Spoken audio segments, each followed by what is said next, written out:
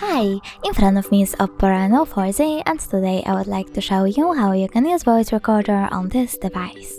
First of all, find Tools folder and click on it. Now choose Recorder and tap Allow in the pop-up. I already did that, so I have to only click on this red button to start my recording.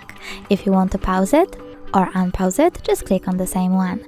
If you want to end your recording, click on the right button, give it a name and tap on this top right corner of this pop-up over here. As you can see, my recording was successfully created. You can always delete it though by holding it, clicking on delete icon at the bottom right corner and choosing delete all recordings. Thanks so much for watching. If you enjoyed this video, smash the like button, comment and don't forget to subscribe. Bye!